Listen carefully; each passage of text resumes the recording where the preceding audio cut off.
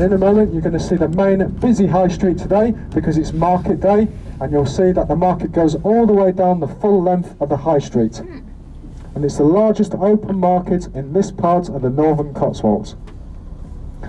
Now as we go down this road, have a look on your right hand side at the Bell Inn Public House. Because if you're a fan of Tolkien's Lord of the Rings works, it's believed that the inspiration for the Prancing Pony Inn, where Gandalf was due to meet the hobbits in the Fellowship of the Rings, actually came from the inside of the Bell Inn, as Tolkien was a regular visitor to the Cotswolds and would always stop off at that particular inn to have a drink. Now coming up in front of us, the large building in the centre of the high street with the lovely clock tower on its roof, that is the Reedsdale Market Hall. Now hundreds of years ago that would have provided shelter to farmers and animals on market days. So just as we cross this little roundabout in front of us, have a look at this beautiful building.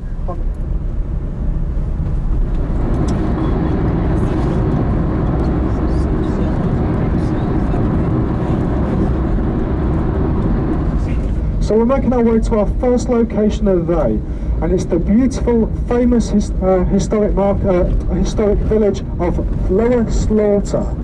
Now Lower Slaughter today in modern times has a very unfortunate name, but this village dates back almost 800 years, and it lies in the bottom of a valley, and it has the beautiful river Eye that flows through the centre of the village. Now hundreds of years ago, when it would rain, the rainwater would flow off the fields into the valley bottom, causing the river to flood, making the centre of the village a very muddy place. So the Old English word of slaughter actually translates to the word of muddy place.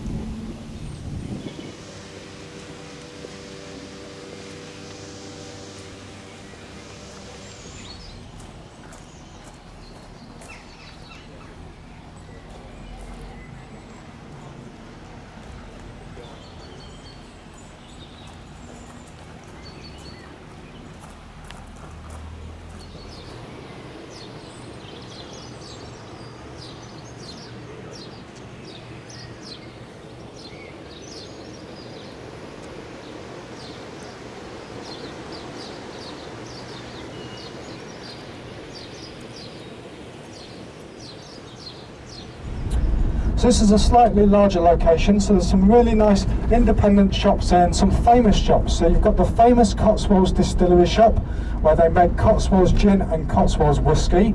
And the great thing about this shop is they let you sample the items before you buy them. They also have a famous bakery here called the Bakery-on-the-Water. It's won lots of awards for its baked goods.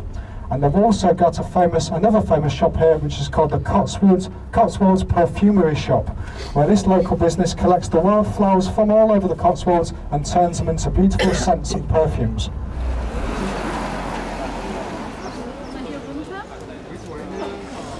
We're in Bourton-on-the-Water, and you'll see in a minute why the on the water part is part of the name. So there's a motor museum, bakery, but the cool part is over here. A nice little stream going through with some bridges. We're gonna keep walking that way. Beautiful area. In the Cotswolds.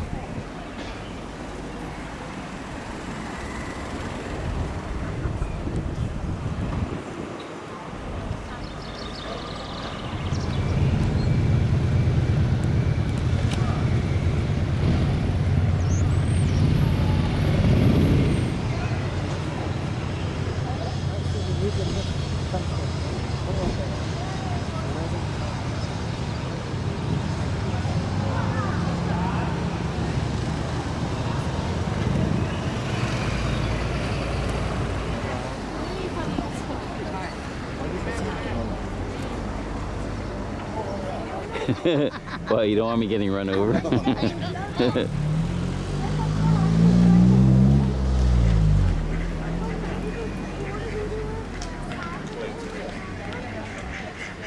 Those ducks are moving pretty quick.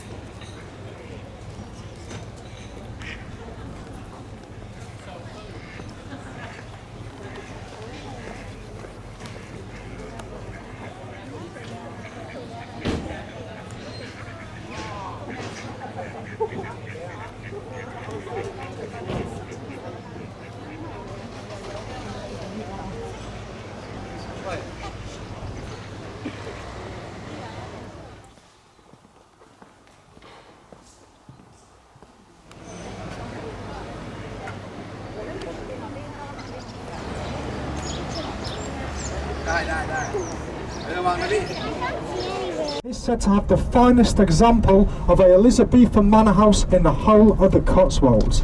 Now this manor house was built in 1558 by a gentleman called John Slaughter. Now because you've already seen Lower Slaughter this morning and we're on our way to Upper Slaughter, you may be thinking that the villages were named after John Slaughter's family. But in actual fact, John Slaughter was a socialite. He was a social climber. So after completing the building of his manor house, he actually changed his last name, his surname, to Slaughter to give him instant status in this region. Now I thought that was quite a good idea, so I thought I might change my last name to Cotswolds for instant tour status. Now in the 1600s we had King Charles I in power, the King of England. Now he often liked to go to war with Europe. Now to go to war with Europe you needed a vast army that you needed to feed and clothe and arm with weapons and armour, and all this cost a huge amount of money. So what King Charles I decided to do was to raise this money from the population of England through different taxes. Now one of the taxes introduced was known as the glass tax. So if you had more than 7 glass windows in your property, you were then taxed on every other window you had. He then introduced the half tax that refers to the fireplace half or the chimney tax. So if you had more than 1 chimney in your property, you were then taxed on every other chimney you had. Shortly we'll see this magnificent manor house from the road, and probably the first thing you'll notice is just how many chimneys it has and then how many windows, which tells us that John Slaughter's family were always wealthy wool merchants in the Cotswolds and were never bothered about the taxes from King Charles I. Now in a moment, when we get into this next little valley, the manor house will appear on our right hand side, and I've counted 16 chimneys on top of the roof, which tells us that they were an extremely wealthy family and it was all built on the wool industry in the Cotswolds. And you can see this wonderful manor house just here on the right hand side. So this was built in the 1500s, it's a one-off building and it's privately owned nowadays. And I think if it came up for sale on the current Cotswolds market, it would be worth somewhere around £25 million because it's a one-off building from the 1500s.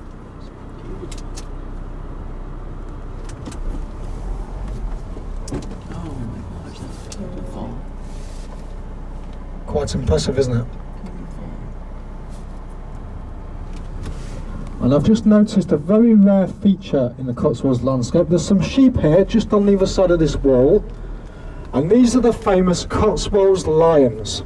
Now they've just had their fleeces cut, but you can see on top of their heads they still need a haircut. Now these were the sheep which were generating all the wealth of the Cotswolds in the 15 and the 1600s.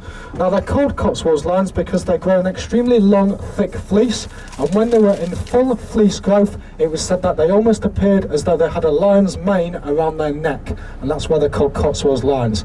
Now they're very rare. They're actually on the rare breeds list, and there's only 1,500 left in the whole of the UK. and this is a private flock owned by this manor house here. In the Second World War, when 61 men left this village of Upper Slaughter to join the armed forces to fight in both the First and Second World Wars, and all 61 men returned home safely. None were killed, so an extremely lucky village. Now there's only 13 villages in the whole of the UK that have the doubly blessed or doubly thankful status, and there are 32 villages in the UK that are just known as thankful villages, where in either one of the two wars men returned home safely. Now after Bourton-on-the-Water can be so busy, this is one of my favourite villages on this morning's tour because it's very quiet here, and the reason is there's no shops here and there's no pubs. So it's always very quiet, it's just full of walkers and hikers. There's a lovely church here called St Peter's Church. We're now in Upper Slaughter. That is the main church.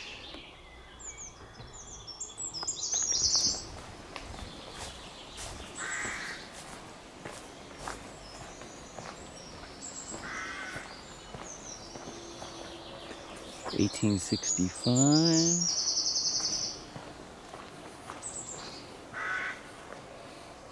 1893. This person must be important, and this person too. Love these old churches.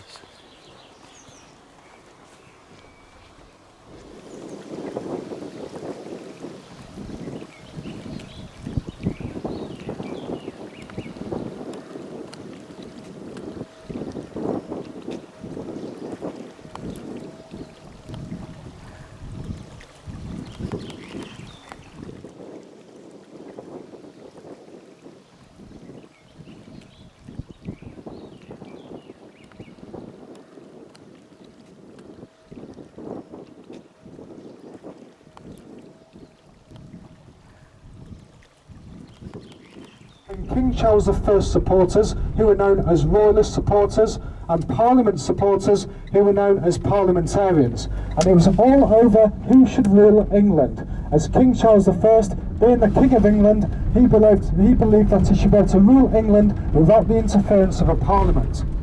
Now the last battle of the English Civil War took place at the Battle of Worcester in 1651.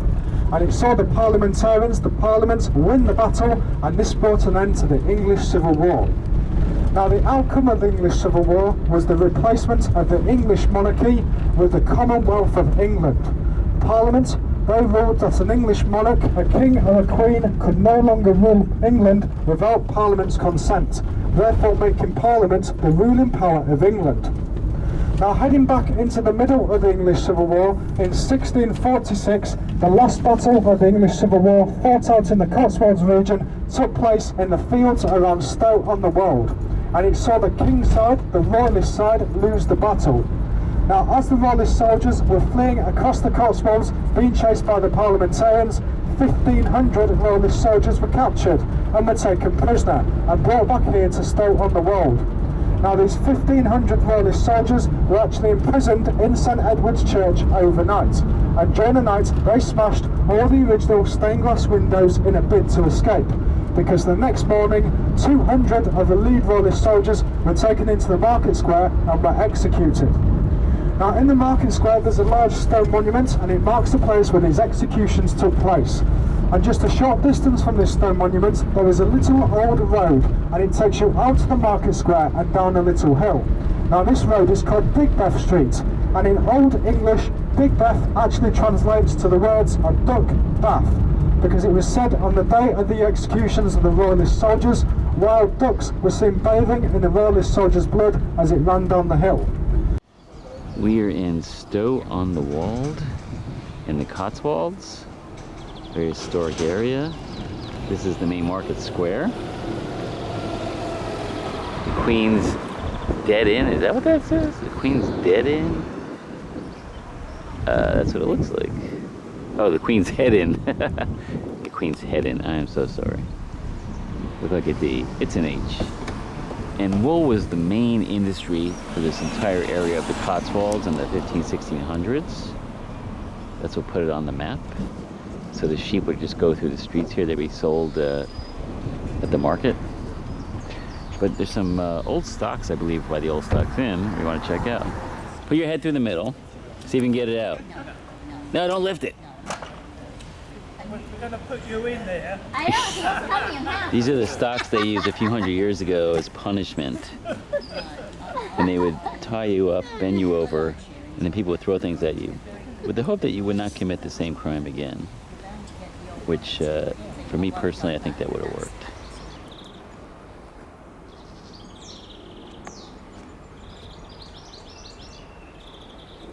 Is this the Tolkien door? Can you look in the map? We're not sure if this is the Tolkien door. They said that he had based something in his books on this door. On the side of the church.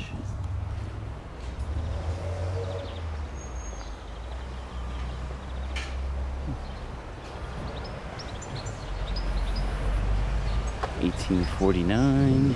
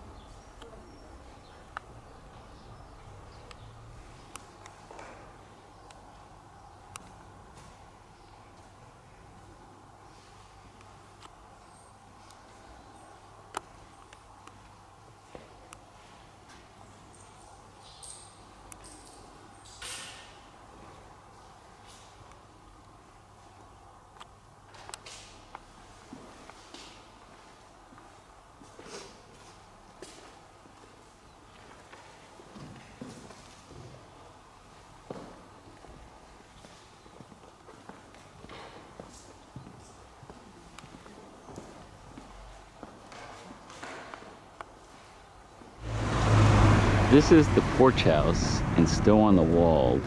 It is officially the oldest inn in England, dating back to 947 AD. Over 1,000 years old, the oldest inn in England.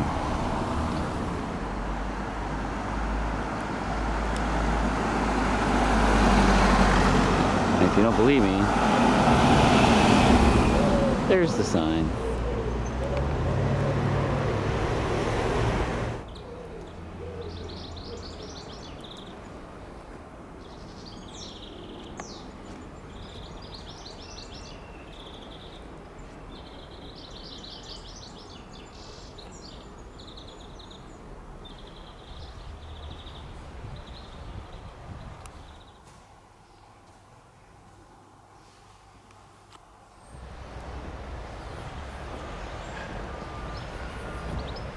And many of our guests last year said to us that they'd come to see the beautiful traditional thatched cottages of the Cotswolds. So this year we decided to add in this extra little location where the majority of the houses in this village are thatched cottages. So you get a really good flavour of these lovely old traditional buildings. In the Cotswolds you get the odd one or two cottages dotted around the countryside, and that's about it. You don't ever see villages where the majority are thatched. Now, thatching hundreds of years ago was very common across the whole of England, even in the cities and the towns, but mainly in the countryside. Now, that was because people would use absolutely anything on top of their buildings to waterproof the roofs. Now, grain, wheat and corn was a staple diet of people hundreds of years ago. And once you'd harvest the corn seeds off the top of that crop, you were left with stems and stalks, and they were really hardy. They took years and years to rot down naturally. Now nowadays, when we do our harvest of the corn, the barley and the wheat, we harvest the corn seeds off the top of the crop, we're left with the same stems and stalks. Now in the UK, we dry the stems and stalks out, we call it straw, and we use it for bedding for farm animals in barns in the winter time. But hundreds of years ago, nothing would have been left to go to waste. So after the harvest had been gathered up, the stems and stalks would have been bunched together and then dried out in the fields naturally, and then used as a roofing material on top of stone and wooden buildings, making them into thatched cottages. Now, because thatched cottages are so rare in the Cotswolds, you can appreciate that when they come up for sale, they look really beautiful, but they also have a hefty price tag attached to them. But they're also very expensive to maintain, because roughly it is said every 25 years you have to replace your thatched cottage roof. unless you want a chance going through the wet winters here and having lots of buckets and pans and other things to catch the rainwater which will seep through your degrading roof. Because the thatch is an organic material, it rots and degrades over time. Now, for a very small one-bedroom thatched cottage, it can cost anywhere between £30,000 to £60,000 to re-thatch that roof every 25 years. So you've got to think of a long-term maintenance plan to keep up with that thatched cottage roof. We're in the town of Great Tew, T-E-W, because they have some real thatched roofs. And when you think of the Cotswolds, that's what you think of. The houses with the thatched roofs. So they're like little gingerbread houses. You have to replace them with more thatched materials because they're protected. They're kind of heritage sites.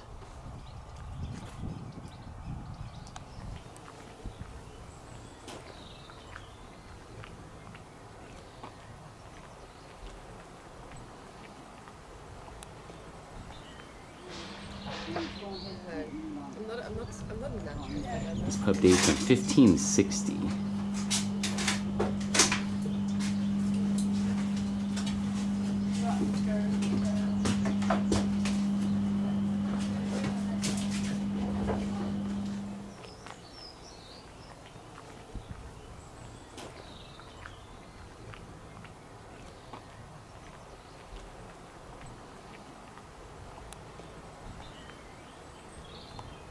This village is extra special because of its attachment to Jane Austen. Now, Jane Austen was one of our most famous British novelists, and she was born in 1775 and died at the age of 41 years. But in her very short life, she managed to accomplish 6 famous British novels. Now, you might have heard of some of them, like Emma, Persuasion, and Pride and Prejudice. Now, the reason that Jane Austen is connected to this village is because her grandfather on her mother's side was actually born in the village of Adlestrop, and her cousin, Thomas Lee, was a local vicar and rector here for 51 years at St Mary Magdalene's Church.